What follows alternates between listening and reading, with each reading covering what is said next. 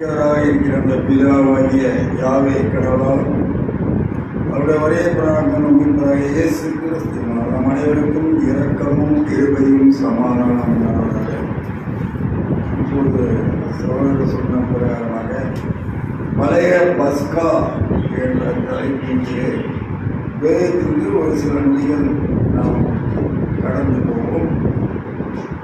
யாத்திராகம் 12ஆம் அதிகாரம் 27வது வசனத்திலே யாத்திராகம் 12 இது கடவுளுடைய பஸ்காவாகியபடி அப்படி இருப்பது. இது கடவுளுடைய பஸ்காவாகிய அப்படின்னு சொல்லிட்டு இந்த பழைய பஸ்கா என்னன்னா இது கடவுளுடைய பஸ்காவாகியபடி. அந்த பஸ்காவாகியபடி எதுனாக்கா அவர் எகிப்தியரை அடம் பண்ணி அந்த இஸ்ரேலுடைய வீடுகளை தப்பம் பண்ணின போது அப்ப அந்த எகிப்திலே அங்கே வாழ்ந்து கொண்டிருந்த அவருடைய சொந்த ஜனமான அந்த இஸ்ரேலுடைய வீடுகளை கடந்து போனார் என்று அதுதான் கடந்து போகுதல் என்பதுதான் பஸ்கா. அவர்கிட்ட போனார். நேற்று பேசிய அந்த சகோதரர் கூட அதை பற்றி விளக்கமாக கொடுத்தார். பஸ்கானா ஈக்குவல் எப்படி அதை ப்ரொனவுன்ஸ் பண்ணுறாங்க. அந்த கடந்து போகிறாரே அந்த கடந்து போகுதுன்னா பஸ்கா. இது கடவுளுடைய பஸ்கா, இது பழைய பஸ்கா. இப்போ இந்த பஸ்கா நம்ம பார்க்குறோம். ஏன் இந்த பஸ்கா அங்கே உருவானது, அந்த பஸ்கா உடைய நெசசிட்டி தேவை எதனால ஏற்பட்டது என்று நாம் அதையே நாம் பார்த்தோம்னா அந்த யாத்திராகமும் 3ஆம் அதிகாரம் 7வது வசனத்திலே விவிதமாக சொல்லுது. யாத்திராகமும்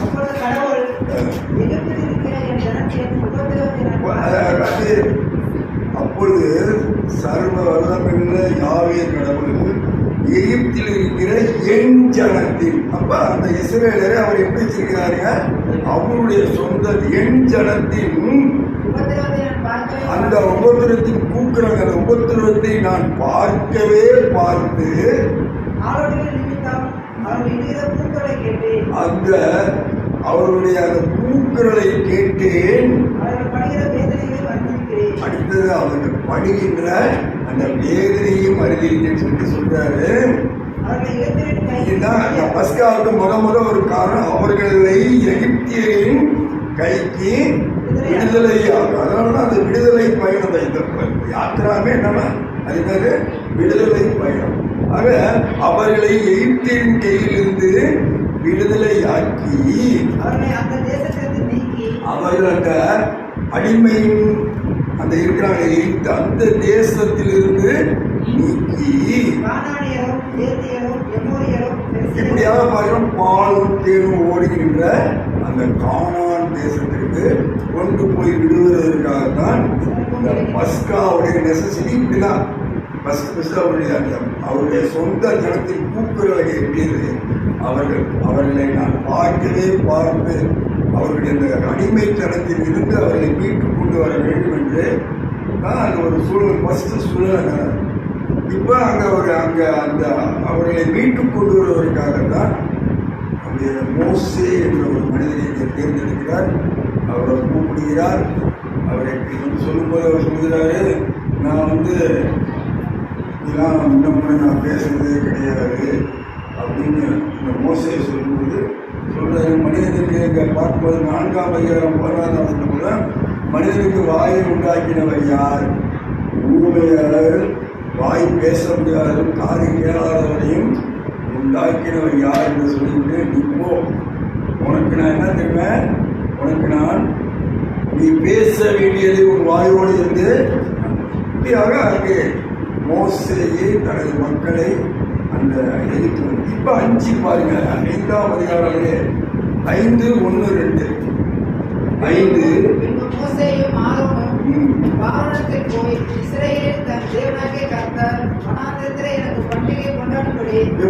என்ன சொல்லிட்டாரு.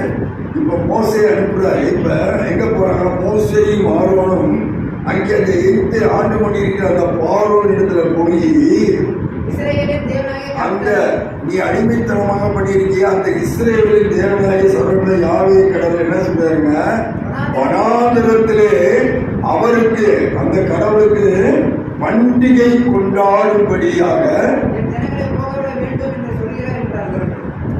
அது ரெண்டாவதுல என்ன சொல்றாங்க, அதற்கு பார்வோன், நான் இஸ்ரவேலை போகவிட கடவுளின் வார்த்தையை கேட்கிறதற்கு அப்படி அவர் யார், அவர் யாருக்கு அவர் பேச்சை கேட்குறீங்க. நீங்க அநேக பேர் நம்ம இருக்கோம், நமக்கு நல்ல ஆலோசனை கூறுகிற பேச்சை பார்த்தீங்கன்னா உங்க பேச்சை கேட்குறீங்க. என்ன இருக்கு, எங்களுக்கு என்ன நெசசிட்டி இருக்கு. ஆக இங்கே கடவுளே யாருக்கு இல்லை, அவர் பேச்சை கேட்கறதுக்கு அவரால் உண்டாக்கப்பட்ட ஒரு மனிதன் தான் அந்த பாவம் என்பது அன்றைக்கு அவர்கள் அறியாமே தான் இருந்தார்கள். ஒரு காலகட்டம் வந்து யோசேப்பு வரைக்கும் இருந்துச்சு. அப்புறம் யோசேப்புலாம் அங்கே போனதுக்கு அப்புறம் அந்த அற்புதங்கள் அடையாளங்கள் செய்யப்பட்டதையே மறந்து போட்டு நம்ம மக்கள் என்ன செஞ்சாங்க, நசுக்கி அடிமைத்தனத்தில் இருக்கிறார். இப்போ அதே போல 6ஆம் அதிகாரம் 1ஆம் சொல்றாங்க. அப்பொழுது கடவுள் மோசேயை நோக்கி, நான் பார்வோனுக்கு செய்வதை இப்பொழுது காண்பாய். இப்பதான் இந்த பாசோ இதெல்லாம் பழைய பஸ்கா எப்படி போய் இவரு போய் இப்படிதான் சொல்றாங்க. ஆனா அந்த பையன் எனக்கு யாரும் தெரியல, அவர் பேச்சை கேட்க நான் யாருன்னு சொல்றாரு. அப்பதான் சொல்றாரு, நான் அப்பொழுது பார்வோனுக்கு செய்வதை இப்பொழுது காண்பாய். பலத்த கையை கொண்டு அவர்களை போக விட்டு, பலத்த கையை கொண்டு அவர்களை தன் தேசத்திலிருந்து துரத்தி விடு என்று சொல்றார். இப்படியாக ஒவ்வொரு ஸ்டெப் பை ஸ்டெப்பா அந்த பஸ்கா வருவது பார்த்தீங்கன்னா ஒவ்வொரு அவரும் நிறைய தடவை பேச்சுவார்த்தை தான் நடத்துகிறார். ஆனாலும் அங்கே மனதை கடினப்படுத்துவது யாரு, சர்வத கடந்துதான். ஏன்னா அவருடைய அந்த செய்திகள், அந்த பலர்த்த செய்திகள் என்ன வெளிப்பட வேண்டும். அவர் வல்லமையான கடவுள் என்பதை அந்த பார்வன் ஏன்னா யாரும் தெரியாது சொல்லிட்டாங்க. பெரிய வெளிப்படுத்துகிறாரா அடுத்து 7:1 பாருங்க, யாத்திராம 7:1. கடவுள் மோசேயை நோக்கி, உன்னை நான் பார்வோனுக்கு தேவனாக்கிறேன், உன் சகோதரனாகிய ஆரோன் உன் தீர்க்கதரிசியாய் இருப்பார். நான் உனக்கு கட்டளையிடும் யாவையும் நீ சொல்ல வேண்டும். பார்வோன் இஸ்ரவேல் புத்திரரை தன் தேசத்தில் இருந்து அனுப்பிவிடும்படி உன் சகோதரனாகிய ஆரோன் அவரிடத்தில் பேச வேண்டும். நான் பார்வோனின் இருதயத்தை பார்வையிட்ட இப்படிதான் கடிதப்படுத்தியும் எகிப்து தேசத்தில் என் அடையாளங்களையும் அற்புதங்களையும் மிகுதியாக இதுக்காக தான் அவன் மனுஷன் கடிதப்படுத்தினாரு. இவருடைய அற்புதங்கள் வல்லமை எல்லாம் அந்த யாரும் தெரியாத சொன்ன அந்த பார்வோன் உணர்ந்து கொள்ளும்படியாக சூழலை உருவாக்கிறார். அச்சிரப்படுத்தணும்னா நான் எகிப்தின் மேல் என் கையை நீட்டி இஸ்ரவேல் புத்திரரை அவர்கள் நடுவிலிருந்து புறப்பட பண்ணும்போது நானே கடவுளை என்று எகிப்தியர் அறிவார்கள். பசிக்காவோட அடிப்படை சர்வ வல்லமையான அந்த யாவே கடவுள் தான் கடவுள் என்பதை எகிப்தியர்கள் அறிந்து கொள்ள வேண்டும் அப்படின்றாங்க. 8 போனேன். கடவுள் மோசேயையும் ஆரோனையும் நோக்கி, உங்கள் பட்சத்திற்கு ஒரு அற்புதம் காட்டுங்கள் என்று பார்வோன் உங்களோட சொன்னால், அப்பொழுது நீ ஆரோனை நோக்கி உன் கோலை எடுத்து 8ஆம் அதிகாரம் 1ஆம் கடவுள் மோசேயை நோக்கி, நீ பார்வோனுக்கு போய் எனக்கு ஆராதனை செய்ய என் ஜனங்களை அனுப்பிவிடு. இதெல்லாம் அவருடைய எனக்கு ஆராதனை செய்வதற்காக என நான் சொந்த தினமாக தெரிந்து கொள்ளப்பட்ட இஸ்ரேல் மக்களை அனுப்பிவிடு என்று கேட்டார். இதில் ஒவ்வொரு அதிகாரிகளும் பார்த்தீங்கன்னா ஒவ்வொருத்தோடையும் பேர் போனார். 9:1 பார்த்தீங்கன்னாலும் அது 9ஆம் அதிகாரம் 1ஆம் வசனத்திலே பார்த்தீங்கன்னா கடவுள் மோசேயை நோக்கி, நீ பார்வோனுக்கு போய் எனக்கு ஆராதனை செய்ய என் ஜனங்களை போகவிடு. அவருக்கு ஆராதனை செய்வதற்காக தான், பண்டிகையை கொண்டாடுவதற்காக தான், அவரை மகிமைப்படுத்துவதற்காக தான், அவருடைய கணங்களை வைத்து அவரை மகிமைப்படுத்துவதற்காக தான் அனுப்புகிறாரானா அதற்காக எத்தனை வாதைகளுக்கு அனுப்பினார் என்பது வேதம் அறிந்த நாம். ஆனால் எத்தனை வாதம் அனுப்பிச்சாருங்க? 10 வாதம். இப்போ 10ஆம் அதிகாரம் 11ஆம் அதிகாரம் 1ஆம் வசனத்தை படிங்களேன். கடவுள் மோசேயை நோக்கி, இன்னும் ஒரு வாதையை பார்வோனின் மேலும் எகிப்தின் மேலும் வர பண்ணுவேன். அதற்கு பின் அவர் உங்களை இவ்விடத்திலிருந்து போக விடுவார். சம்மூலமாய் உங்களை போக விடுவதும் அல்லாமல் உங்களை இவ்விடத்திலிருந்து பாருங்க. இப்ப இவரை முதல்ல கெஞ்சி கெஞ்சி பார்த்தாங்க. இப்ப சொல்றாரு, இப்ப நான் வந்து இன்னும் ஒரு வாழையை நான் அனுப்புவேன். அப்ப அவர் என்ன செய்வாருங்க? அவர் உங்களை சர்வசாதத்தை எல்லாம் முடமாட்டேன் என்ன செய்வார்? போவார் விடுத்து உங்களை துரத்தி இங்க இருக்காது போங்கப்பா அப்படின்னு சொல்லி துரத்தி விடக்கூடிய அளவுக்கு அவர் என்ன செய்வாருங்க? வாழையை இப்போ அந்த ஃபஸ்ட்டு ஆரம்பிக்கும் ஒரு 10 வாழையை கொடுத்தாரு.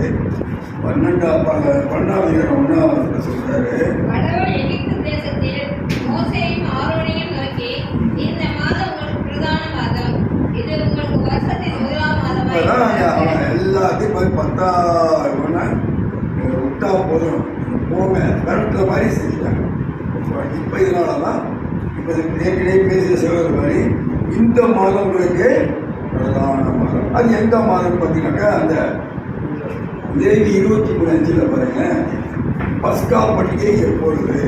இந்த பஸ்கா பண்டிகை எப்பொழுது பார்த்தா லேவி 23:5 பாருங்க. முதலாம் மாதம் 14ஆம் தேதி அந்தி நேரமாக இருக்கிறது. அந்தி நேரம் முதலாம் மாதம் 14ஆம் தேதி அந்தி நேரம் சாயங்கால நேரத்தில் கர்த்தரின் பஸ்கா பண்டிகையும் இதுதாங்க இந்த பழைய பஸ்காவுடைய சரித்திரத்தில் ஷார்ட்னு சொல்லிட்டு அவங்களுக்கு சொல்லிட்டாரு. இப்போ இந்த மாதிரியான ஒரு நிகழ்வுகள் ஏற்பட்டதுனால தான் அங்கே என்ன வந்துருச்சு? அவருக்கு மக்களை கொண்டு வச்சுட்டாரு. ஒவ்வொரு இடத்துலையும் நான் பார்த்து நான் சொன்ன மாதிரி இப்போ அந்த யாத்திரா 12ஆம் அதிகாரத்தில் எடுத்துவாங்க. மறுபடியும் யாத்திரா 12ஆம் அதிகாரத்தில் வந்துருங்க. 12வது வசனத்தை எடுத்து படிங்க.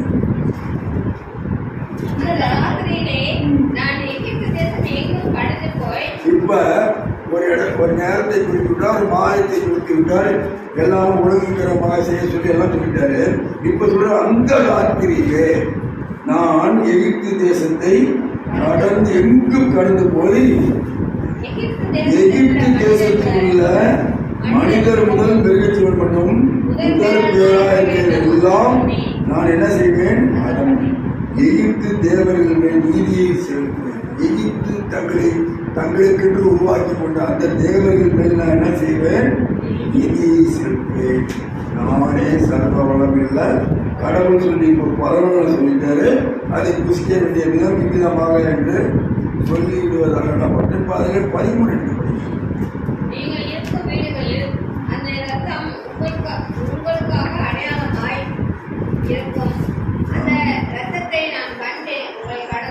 இப்ப இது மாதிரி சொல்றாரு.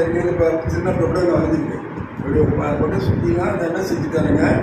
யார் யார் வீட்டிலே நிலைக்கால்கள் மீதே அந்த ரத்தம் பூசப்பட்டிருக்கிறதோ அதை பார்த்து அன்னைக்கு இருந்த அந்த சங்காரப்பதை என்ன செய்வாருங்க? கடந்து அதை பஸ்கா அது பூசா. ஒருவேளை எகிப்தியரும் அதை கேள்விப்பட்டு அவங்க பூசினாலும் எகிப்தியர் என்ன செஞ்சிருப்பாங்க. ஆனால் எகிப்தியருக்கு மனதை என்ன செஞ்சுட்டாருங்க? அரசு முதல் ஆண்டி வரை என்ன செஞ்சுட்டாங்க? அதனாலதான் அங்கே எல்லா மிருக ஜீவன்களை கூட என்ன செய்யறாரு? முதல் பேராக எல்லாருக்குமே என்ன கடினம் மனம். அங்கே தன்னுடைய வல்லமை விளக்க வேண்டும் என்பதற்காக எல்லாத்தையுமே எகிப்தில் உள்ள மிருக ஜீவன்கள் தலை பிள்ளைகளை இப்ப மறுபடியும் சொல்றாரு. இப்ப இந்த பழைய பஸ்கா எப்படி இருக்கணும்னா 14 சொல்றாரு. 12ஆம் அதிகாரம் 14 சொல்றாரு.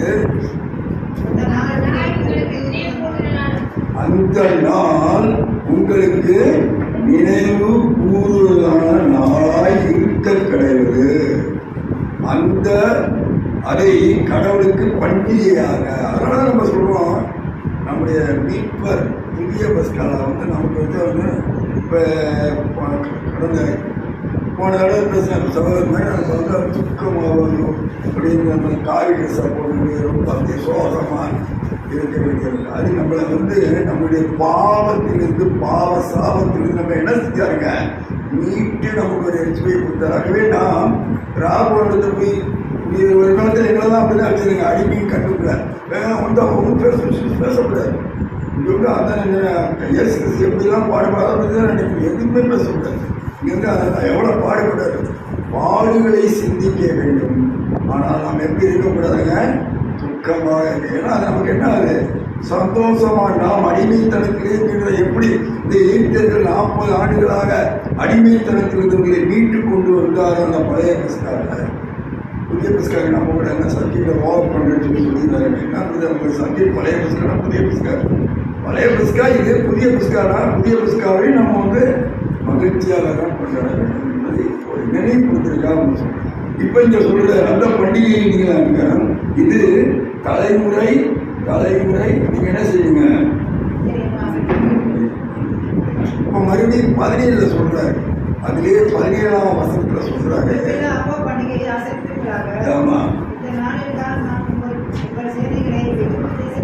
இந்த அந்த நாள் தான், அதனால தான் அந்த பஸ்கா பாஸ், இந்த நாளில் தான் நான் உங்களை அந்த எகிப்திலிருந்து உங்களை பாஸ் ஆக செய்ய, இங்கிருந்து கடந்து போக செய்ய நானும் கடந்து போய் அவர்களை அறம் பண்ணி உங்களை மீட்டு விட்டேன். அப்ப இந்த நாளிலே தான் நான் உங்களை எகிப்து தேசத்திலிருந்து புறப்பட பண்ணினேன். ஆகவே என்ன சொல்றாரு, இதை நித்திய நியமமாக ஆசிரிக்க வேண்டும். அப்புறம் கொஞ்ச நேரம் மணி பேசுற மணி பெருதோடு சொன்னாங்க, பஸ்காவுக்கு தேவையான முக்கியமான தேவை இருங்க. அந்த பஸ்காவுக்கு முக்கியமான தேவை என்னன்னு பார்க்கும்போது ஒரு ஆடு. அந்த ஆடு எப்படி இருக்குதுங்க, அதையெல்லாம் பேசிட்டாங்க எல்லாம். அந்த ஆடு பழுதுன்றது ஒரு ஆண், அது கெடாவா இருக்கணும். ஏன்னா அதில் வந்து அந்த ஆட்டுக்குட்டியை பூசக்கூடிய அடையாளத்தை இஸ்ரேலில் என்ன செய்யப்படுறாங்க, காக்கப்படுகிறார்கள் என்று பாக்கியம். பஸ்காவும் மிக முக்கியமானது ஆட்டுக்குட்டி தான். அதனால நம்முடைய நம்ம சொல்கிறோம், ஐயோ உலகத்தை உலகத்து பாவலை சுமந்திக்கும் கடவுளுடைய ஆட்டுக்குட்டின்னு யோவான் முதலிலே நம் மீட்பரை பார்க்கும்போது இந்த உலகத்தின் பாவங்களை சுமந்திருக்கிற கடவுளுடைய ஆட்டுக்குட்டி, நமக்காக ஆட்டுக்குட்டியாக மனிதராக வந்த நம்முடைய ஆட்டுக்குட்டி. அதற்காக பஸ்காவுக்கு மிக மிக முக்கியம் ஆட்டுக்குட்டி என்பதை நாம் பார்க்கிறோம். அதை என்ன சொல்றாங்க, சாயங்காலத்தில் தான் அதை அடித்து அந்த மாதிரிலாம் என்ன மாம்சத்தை நெருப்பினால் சொல்லணும். கசப்பான கீரைன்னா இதெல்லாம் நம்ம இந்த கசப்பையெல்லாம் கேட்டு விட்டாலும் அவர்களுக்கு இவ்வளோ நாள் நீங்கள் அடிமைத்தனத்தில் இருந்தாங்க அதை மீட்டு வர்றதுக்கு. இப்போ இதில் பஸ்கா இது நித்திய நியமமாக இருக்க வேண்டும் என்று சொல்வதை நாம் பார்த்தோம். பஸ்கானா ஒரு பழைய பஸ்கா எப்படி உருவாச்சு, ஏன் வந்துச்சு, எதற்காக வந்தது என்பதை ஒரு ஷார்ட்டாக சொல்லுது. இது ஒரு நெசசிட்டியானது அந்த பஸ்கா. இப்போ நம்முடைய எபிரேயர் ஆசிரியர் அதை குறித்து சொல்கிறார்கள். எபிரேயர் 10ஆம் அதிகாரம் 1-2 வசனம் பொறுமையாக நாம் வாசிக்க கேட்போம். எபிரேயர் 10. இப்படியெல்லாம் காரியங்கள் இருக்க நியாயப்பிரமாணம் நம்ம அதை கொடுத்தது, அது நியாயப்பிரமாணம். மோசடி கொடுத்தது நீங்கள் நித்திய நியமமாக கடைபிடிக்க வேண்டும் என்பது நியாயப்பிரமாணம். நியாயப்பிரமாணமானது வரப்போகின்ற நன்மைகளின் பொருள் அல்ல, இருக்கிறது.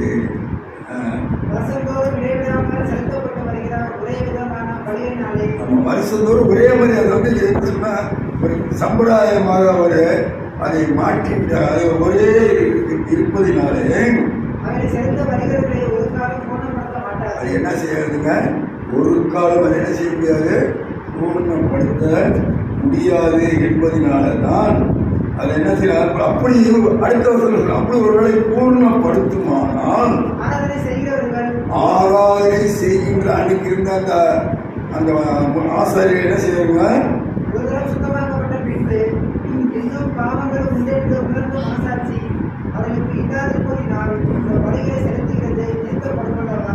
இப்ப 8ஆவது வசனத்தை நம்ம படிக்கிறோம், 7ஆவது வசனத்தை முதல் படிக்கிறோம். இப்ப ஏன் நம்ம மீட்பாளர்கள் பார்க்கிறது, கடவுளே உன்னுடைய சித்தத்தை செய்ய கிறிஸ்துவ சொல்லிகளை குறித்து நியாய பிரமாணத்தில் செலுத்தப்பட்டு வருகிற பழியை குறித்து மேல் சொல்லியபடி பலியையும் காணிக்கையும் சர்வாங்க தகன பலியையும் பாவ நிவாரண பலியையும் நம்முடைய சர்வ கடவுள் என்ன செய்வாங்க, எழுப்பவில்லை. அவைகள் உமக்கு பிரியமாய் இருப்பதல்ல என்று சொன்ன பொழுது உங்களுடைய சித்தத்தின்படி செய்ய வருகிறேன் என்று சொல்லிட்டு இப்போ என்ன செய்ய இங்கே தான் பார்க்கணும். இங்கே வருகிறேன் என்று சொன்னார், இவர் வந்து நடப்பித்து காமிக்கிற அந்த 2வது நிலையில் நிறுத்துவதற்காக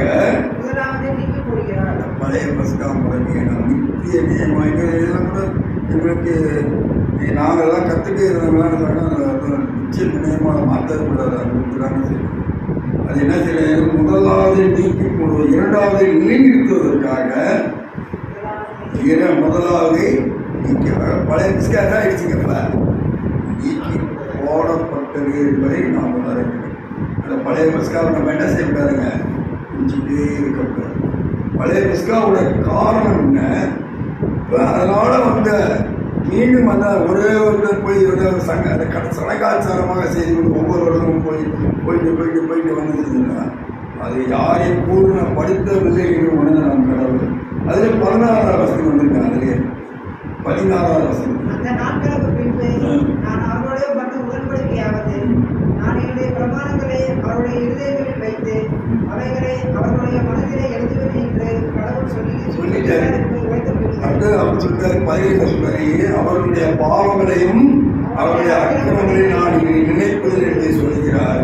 இவைகள் மன்னிக்கப்பட்டது உண்டானால் இனி பாவத்திற்கும் பலி செலுத்தப்படுவதில்லை. ஆகவே சகோதரர் நம்ம சொல்றாரு 19.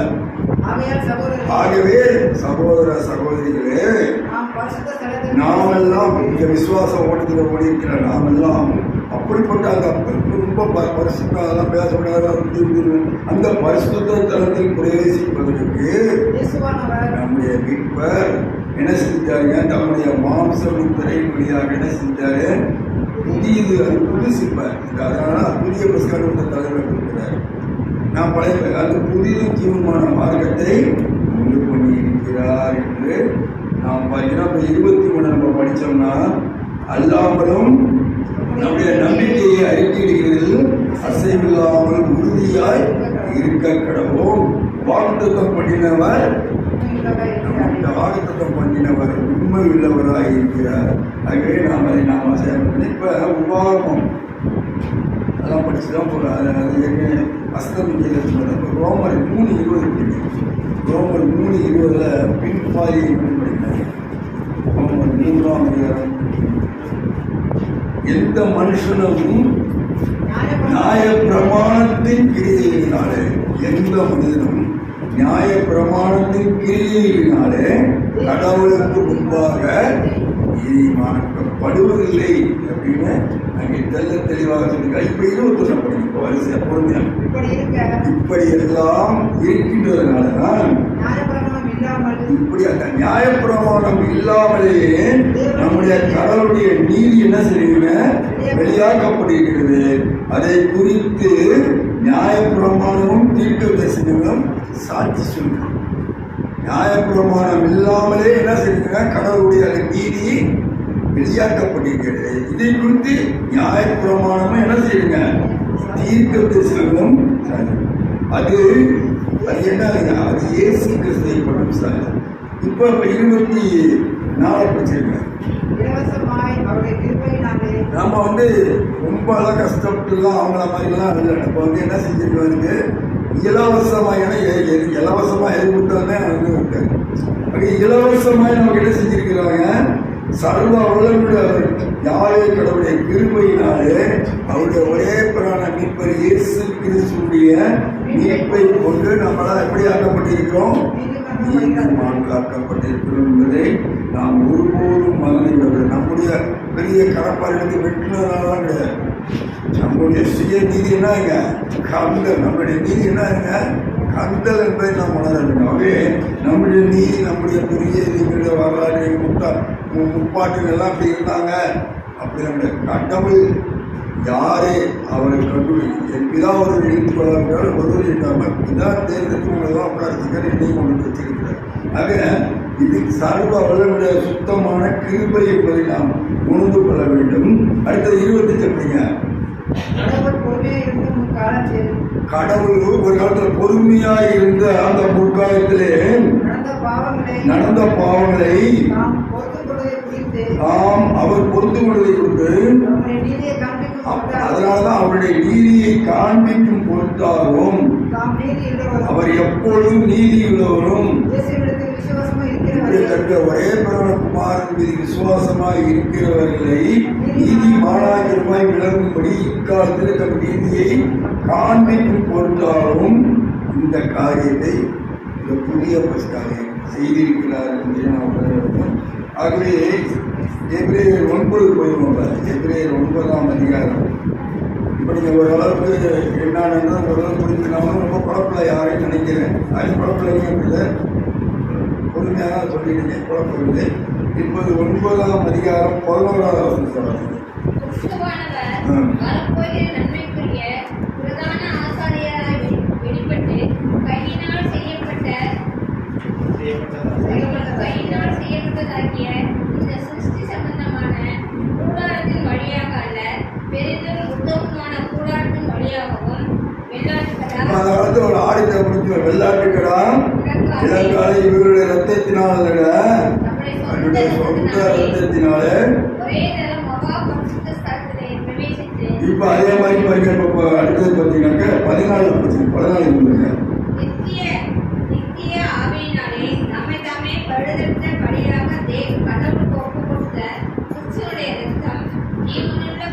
ஜீவனுள்ள கடவுளுக்கு ஊழியம் செய்வதும் சிறந்த கிரியில சுத்தியுள்ள அவருடைய அந்த ரத்தம் வந்து ஜீவனுள்ள கடவுள் சுத்திக்கும்போது எவ்வளவு நிச்சயம் என்று சொல்கிறார். இப்ப 22 நாம் சில வசனங்களை வாசித்து நாம் நியாய பிரமாணத்தின்படி எல்லாம் கொஞ்சம் குறை. நியாய பிரமாணம் கொஞ்சம் குறை என்ன செய்யுங்க, எல்லாமே ரத்தத்தினால் சுத்தி ரத்தம் சிந்தது இல்லாமல்.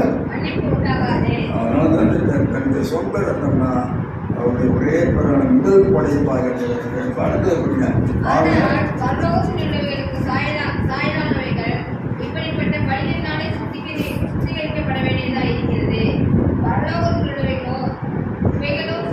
இவைகளிலும் சுத்திகரிக்கப்படினால் சுத்திகரிக்கப்பட வேண்டியதாமே. அந்தபடி மெய்யான பரிசுத்தத்திற்கு அடையாளமான கையினால் செய்யப்பட்டதாய் இருக்கிற பரிசுத்தத்திலே